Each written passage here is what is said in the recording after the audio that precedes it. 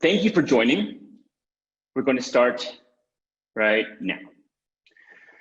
My name is Alexie Lopez. I work on programmatic demand partnerships with both DSPs and agencies. I am currently sheltering in place in Toronto, Canada. This is our fourth webinar in our out-of-home webinar series. Our goal is to provide out-of-home thought leadership to both publishers and brands and agencies to help them navigate through the crisis.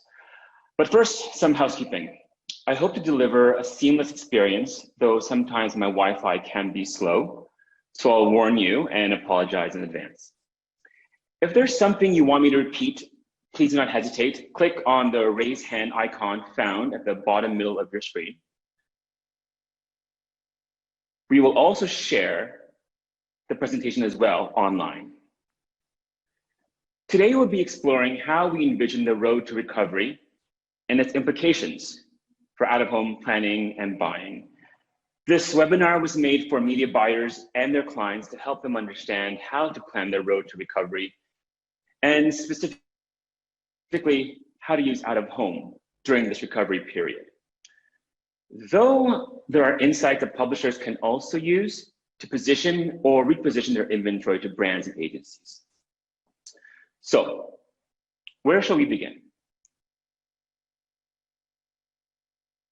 The world literally screeched to a halt. Myself, I was in Florida desperately trying to get back to Canada before the borders closed. But I'm not going to spend any more time talking about that and what transpired across the multiple markets. You know what happened, you were there. So let's fast forward. It's been 3 months. Welcome to the at-home economy. New consumer habits have and continue to form. Consumer out-of-home traffic patterns have been disrupted and new ones are being created. Some will be temporary and some will be permanent. The next several months will continue to bring societal changes that will have lasting impact on your out-of-home marketing strategies. Marketers and agencies, their plans have been thrown out the window and have been making contingency plans as they go. The only issue is, how do you make contingency plans when there are new developments literally every week? Over the next 30 minutes, I want to explore what that path to recovery could look like. And I want to talk about its implications for out-of-home planning and buying. But what I'm not going to talk about is whether brands should continue to advertise through a recession. Yes, you should if you can afford it. I'm not going to talk about whether or not consumers want to hear from you. Yes, they actually do. You probably joined dozens of webinars on these very topics, so I will not add another loaf to the proverbial pile of homemade sourdough bread. This is not a brand guideline, but a media guideline, laser focused on how to use out-of-home. How to use out-of-home as we move along this path towards recovery. But let's get something out of the way first. I want to address a little something that's been gnawing at the back of everyone's minds, specifically the minds of out-of-home sellers and buyers. Why out-of-home? With all these disruptions of out-of-home traffic and constrained media budgets, it really begs to ask the question, why out-of-home? And why now? It's a tough question. Yes, people are starting to venture out again. We have multiple data sources confirming that. But with smaller media budgets, why even use out-of-home and just not dump it all into digital? Yes, we know that out-of-home has shown to improve both the effectiveness of your digital and search campaigns, but I feel we don't need to belabor that today. During the initial weeks of when shelter-in-place orders were placed, vast majority of marketers refocused on their core performance and down funnel marketing activities. But as you know, results for those tactics eventually plateau. And to survive, you need to move further up the funnel to grow awareness and to make sure your pool of possible customers is as large as possible every step of the way. And out of home is the quickest way to move a significant amount of people. Now, how do you use out of home to move people during a pandemic and towards recovery? How will the consumer re-experience out of home? First, let's look at the path. The path will not be a straight line. There are curves and turns, but we can plan for those given our experience with past crises. We suggest there are 3 major phases consumers will go through towards normalcy. And each has implications for marketers in terms of how they use out of home. But there are some things to keep in mind with these phases, however. 3. The first, these phases are not clearly defined with the start and end date where one stops and another begins, but will more likely blend into one another. And when you're in one phase, it doesn't mean you can't slip back. Movement between these phases are very fluid and can, and most likely, shift back and forth as the health climate worsens and improves. Each market will move at different speeds. The population density, health infrastructure, societal perseverance all play a part. With each phase, there are different societal behaviors. Out of home will also play a different role in each one. How you use out of home will depend on what phase your market and your audience is experiencing at that current time. Before we go through these phases, I want us to rethink of an old adage for the COVID age. A lot of current COVID advice centers around that the strongest survives, eat or be eaten. Also, a lot of people attribute this phase to Darwin. It's actually from Leon C. Megginson, a professor of management and marketing at Louisiana State University at Baton Rouge in the 1960s. In the digital post-COVID age, it's not about having the most marketing budget or smartest tech. It's about being able to pivot in a very uncertain time. This is a current example from Hun Wines in the UK. Their initial plans were to sponsor several festivals over the summer. But obviously, in the light of the current and ongoing lockdowns, however, the brand has successfully pivoted their messaging and their choice of media. Here, the media became the message. This ad demonstrates the power of marketing investment in a crisis. Granted, many of us will only have seen these ads on social media or this webinar, rather than being outdoor, but the ripple effect and rise in brand awareness remains. It's a reminder that sometimes all you need is a clever pivot and a little bit of dry humor. Now we're going to dive into the path and the 3 phases we envision. Containment. For the most part, most markets are currently at the tail end of this containment phase or have recently emerged from it. But let's review, as we could potentially, probably shift back to some level of containment based on new health conditions. How do you know if you're back in the containment phase?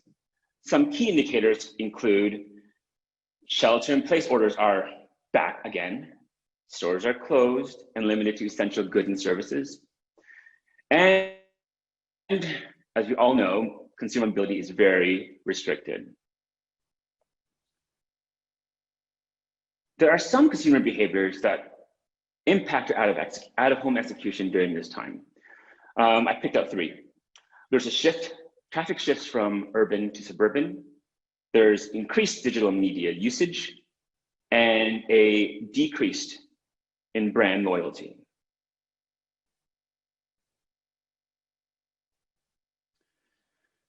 First one, traffic shifts from urban to suburban. Consumers are limiting travel outside of home to just their neighborhoods and essential points of interest. This is an example from Apple Mobility data, comparing the drop from pre-COVID levels in New York State versus New York City. As you can see, while traffic has dramatically declined by minus 85% below pre-COVID levels in New York City, COVID's impact on traffic in the surrounding suburbs was lower at minus 65%. Undeniably, consumers are engaging much more with digital media and content. From a Mindshare COVID-19 study issued mid-April, Wave 6, 63% of respondents report going online more than they had earlier in the crisis. And close to 60% of respondents report using social media far more than they had earlier in the crisis. Third, decreased brand loyalty. Product availability has been top of mind for consumers as food manufacturers adjust to meet surging retail demand. Do I need to remind everyone of the great toilet paper shortage of 2020? Empty shelves and temporary stockouts have disrupted brand loyalty and generated increased trial of competing brands. Many as 65% of US consumers said they have tried new brands after sheltering in place. Substitutions have particularly been high amongst fast-selling staples such as toilet paper, meat, produce, dairy, pasta, canned foods, frozen foods, bread, and baked products. 62% of consumers will continue to try new brands post-crisis. This is the marketing brands managers' worst nightmare. Years of building their market share stripped in weeks.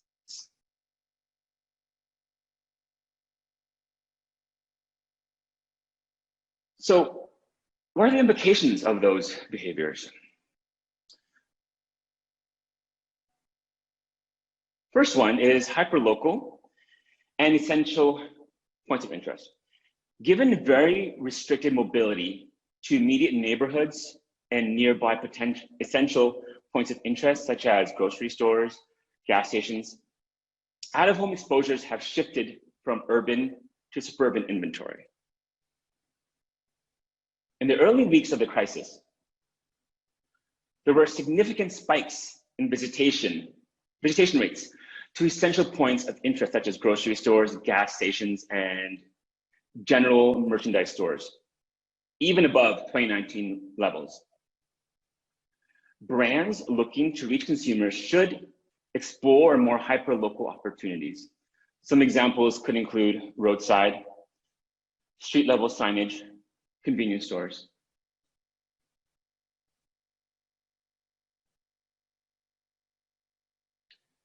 Typically, media plans are planned months in advance, and we plan campaigns in support of key tentpole events, such as launches, social events like back to school, holidays.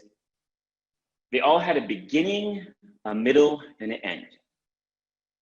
Media planning has been led by predefined moments marketers choose.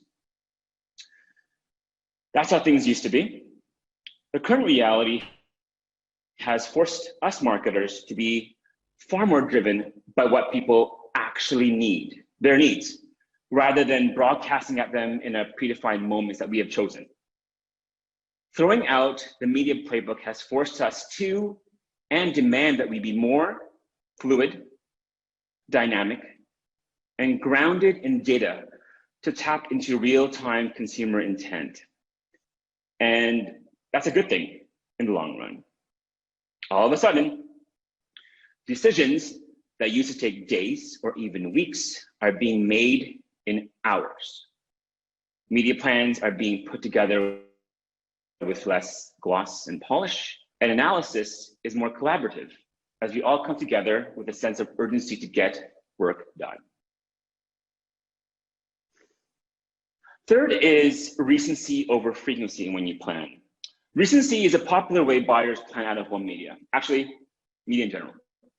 But given that audience traffic patterns have been both restricted and disrupted, it has made recency planning for out-of-home more difficult. So we look to frequency planning. The belief with frequency is that it takes a certain amount of time for a consumer to be exposed to your ad in order to get a customer to either act on your call to action or move them in the funnel from a consideration phase to a purchase intent phase. Now, given the uncertainty of when your customer will go out and how often, frequency planning and buying for out-of-home usually is a combination of heavying up on impressions and widening selection of available screens. But what about recency? We'll get to that in the next phase. Renewal. For the most part, majority of marketers are in the renewal stage right now. Consumers are back on the streets and we're seeing retail traffic is coming back. Consumers are out in stores, they're engaged. They're often wearing face masks, but they're back on the streets.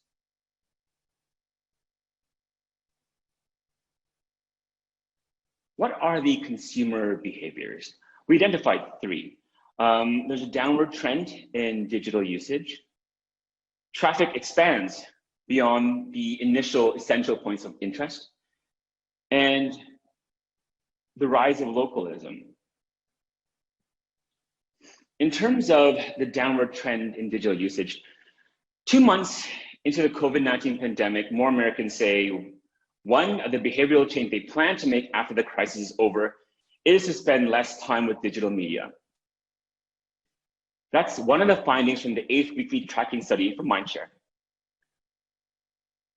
Far more Americans told Mindshare that they are likely, very likely, spend less time with media than those who had before.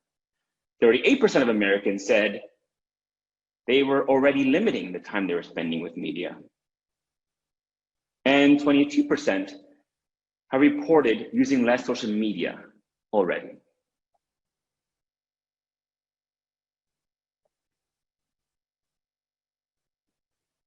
As shelter-in-place orders begin to relax and other non-essential stores begin to reopen, consumers begin to leave their neighborhoods and visit other places that wouldn't be considered essential. For example, when restrictions lifted in my market, the first place I went to was a garden center.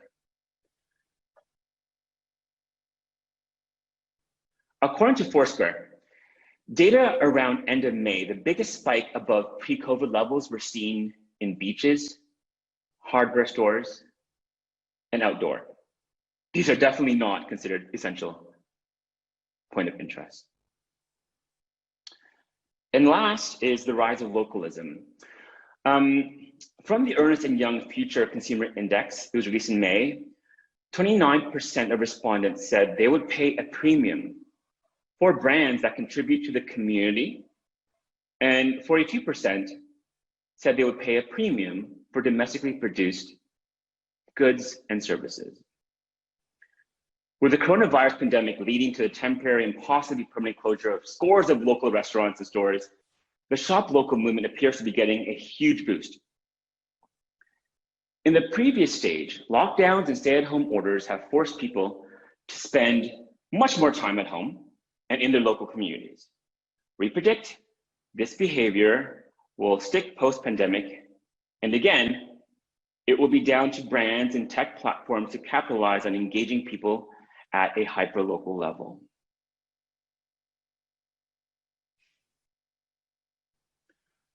So what are the implications for out-of-home planning and buying during this phase? We identified three. Marketers need to consider up-funnel strategies. Hello recency will play more of a role in this phase, and increased importance of audience mobility data. In the containment phase of which we just left, with pressure on discretionary marketing spend, we moved quickly to shift budgets to performing-based strategies and tactics. Even out-of-home campaigns that weren't canceled or shifted, they focused on low-funnel tactics in grocery stores, gas stations, and doctors' offices. This aligns with the increase of time spent on digital media. TikTok was the most downloaded non-game app worldwide for March 2020, with more than 115.2 million installs, which represented a 98.4% increase from March 2019. Recent data from Hotspot has found 44% more emails are being sent out now compared to before the lockdown. But it has also led to media fatigue. In this phase, renewal, there will be a need to again use out-of-home for more funnel activities to help brands break out from the digital clutter and grow the potential customer base. That group of meal kit brands that were vying for the same eyeballs during the containment phase now have the opportunity to grow the potential customer pool.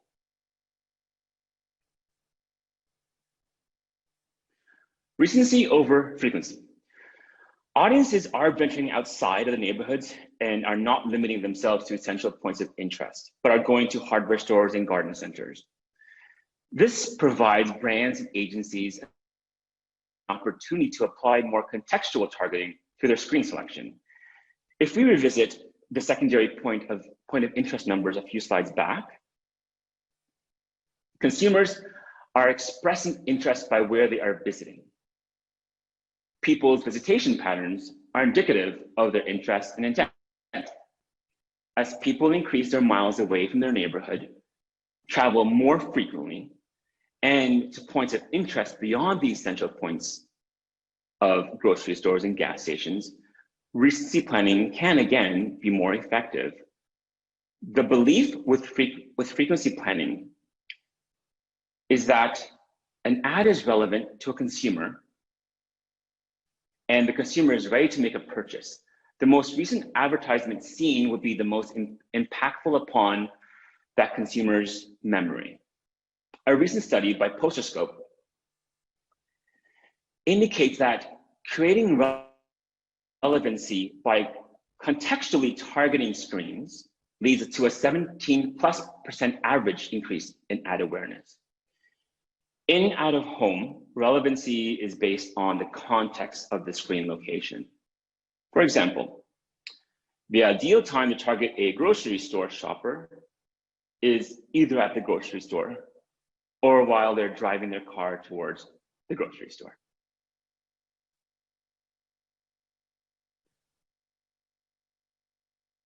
As consumers widen their traffic patterns, and in most cases create new traffic patterns, mobility and audience data will have an increased role in screen selection. Just looking at mobility data can be misleading. This is an example from Apple Mobility Trends showing driving, footfall traffic, and transit. All reports show that vehicular and pedestrian traffic is increasing. Driving in particular is approaching pre-COVID levels. But if we dig a bit deeper, that audience isn't homogeneous. According to data from Netscope, 67% of white-collar workers are still working remotely. So if your brand's audience are white-collar workers or knowledge workers, your out-of-home strategy will be different if you're trying to reach blue-collar workers.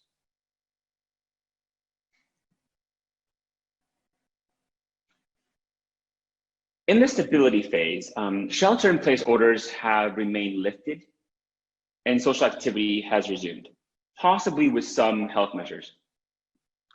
Majority of businesses and offices have reopened and remained open. Consumer mobility has stabilized at or above pre-COVID levels. So let's look at the consumer behaviors that, or I guess what we predict. Traffic is near or at pre-crisis levels.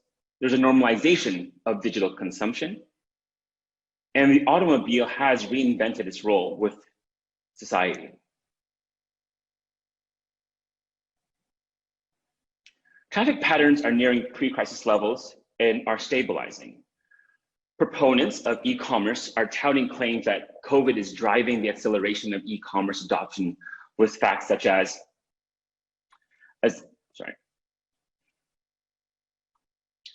there's been a 146% growth of online retail orders, and there's a 21% increase in conversion rates. But they kind of ignore the consumer sentiments of people wanting to resume some form of semblance of their pre-COVID routine. 87% of shoppers prefer to shop in stores with touchless or robust self-checkout options. Furthermore, consumer sentiments express a need to visit friends. Based on a Mindshare COVID study on Wave 6, it was released May 7th, 63% of respondents would visit a friend and family a month after restrictions were lifted. 57% would visit a retail store or mall. 48% plan to visit a restaurant, bar, or a cafe. As we have witnessed or seen in the previous phase, the intention of media fatigue and people wanting to use digital media less, we expect this to stabilize in the final stage. The stabilization probably won't be at pre-COVID level, it'll probably be higher than pre-COVID level, as some habits will stick around, but they will plateau.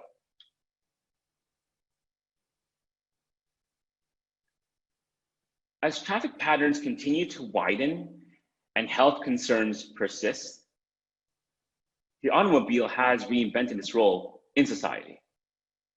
Once just a way of getting from one place to another, the car has been turned into a mini shelter on wheels, a cocoon that allows its occupants to be inside and outside at the same time. Mobile safe distancing has generated a new way of life, society on wheels. Birthdays, baby showers, graduations are all celebrated by waving through windows. The trend is transforming communities and businesses. Drive-in theaters are experiencing renewed interest. People picnic from sedans and pickup trucks.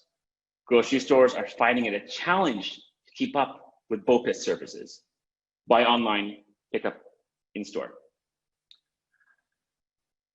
60% plan to increase usage of BOPIS services.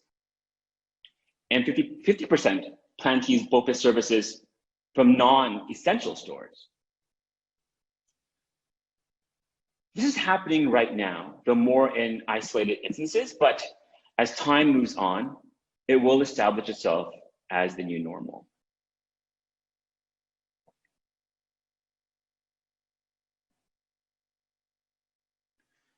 So what are our predictions for out-of-home in this phase?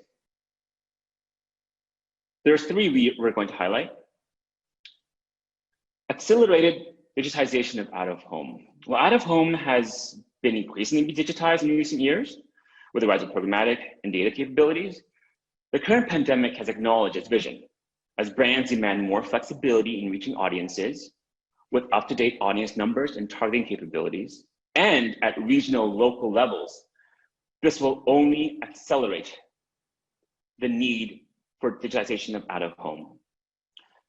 In turn, this will provide buyers with an increased market penetration with digital screens. As we know, reach and scalability are paramount for any channel strategy. Increased adoption of dynamic creative optimization. We digital out-of-home professionals talk about dynamic or DCO for out-of-home rather frequently, even more so on the programmatic out-of-home side. But very few brands are doing this today. Brands that have done it have only done so in an ad hoc way or as an award innovation piece. Now, the volatility of the current climate and the need for more localized, specific communication has highlighted the need for agility in messaging. Being able to dynamically cater messages based on audience data signals and contextual signals, such as weather and location of the screen, pushes out-of-home further in pursuit of personalization, which we know aids in brand objectives.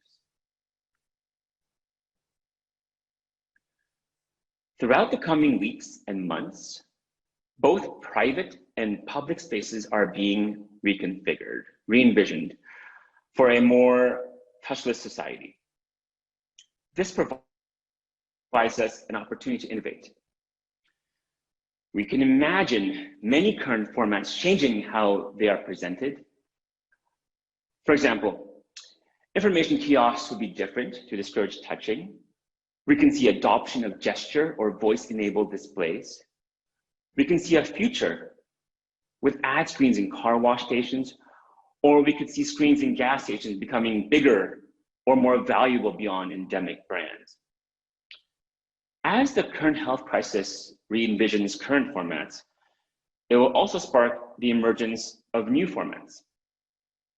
Could we start to see screens on cashier protective barriers, ad screens on self-checkout stations, or screens at hand sanitizer stations? Everything's a station. About a year ago, I saw a picture online of a place-based screen that I've never encountered before. I laughed at the thought of it, just the concept. I'm not laughing now.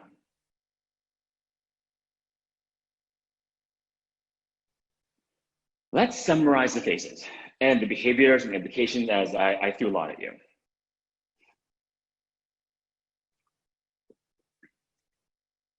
First, containment. We've noticed in audience behavior, traffic shifts from urban to suburban. There's an increase in digital media usage and a decrease in brand loyalty. In renewal, traffic begins to expand beyond the necessary POIs. There's a downward trend in digital usage and the rise of localism. In the stability phase, traffic is nearing pre-COVID levels. There's a normalization of digital consumption and the role of the automobile as a personal protective equipment. In terms of out-of-home implications, buyers look more towards hyperlocal and essential POIs. They'll look for agility in deployment and practice frequency over recency. As restrictions lift and stores reopen, for out-of-home, we'll look towards up-funnel strategies in order to increase the digital audiences we've been communicating to. We'll practice recency over frequency, and we'll rely more on mobility data to inform those tactics. And lastly, it will accelerate the digitization of out-of-home. There will be increased adoption of dynamic creative. And of course, the fun part, the emergence of new formats. We've explored the path, but how do we move from one phase to another? I suggest this is your framework to help you decide how to execute your out-of-home strategy as you move along your brand's path. One is data. Right now, consumer data has about a 1-week shelf life. Having up-to-date information allows you to pivot your message and your out-of-home media effectively. Out-of-home will most likely lean more heavily on data-led planning to navigate and understand the new traffic patterns that have emerged. Hyperlocal data will help brands understand how audience journeys are shifting as a country reopens at different pace. And it will inform how to best use different out-of-home formats to reach those audiences along the way. Marketing plans will need to provide local details with multiple contingency options.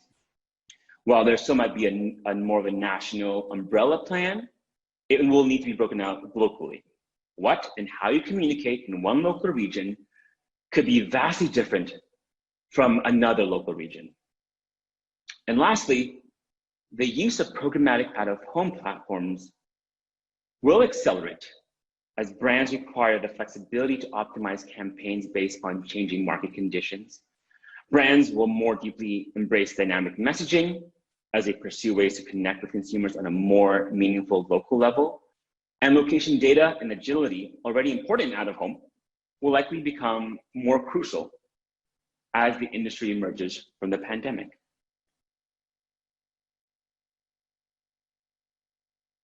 How will programmatic digital out-of-home allow you to succeed? First, it allows you to respond quicker to market conditions. Example, activate the advocate campaigns at a moment's notice.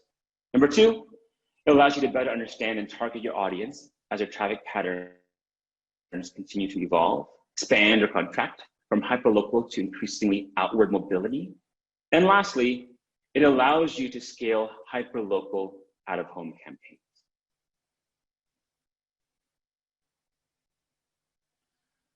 While out-of-home has undeniably been one of the hardest hit by the crisis, it has also provided the out-of-home industry a huge opportunity to demonstrate the power of out-of-home and its immediacy of getting messages out very, very quickly.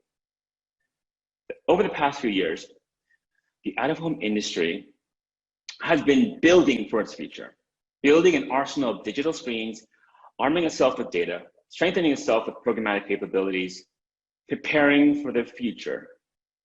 It just didn't anticipate this future. This is the beginning of the new future. Out-of-home is future ready.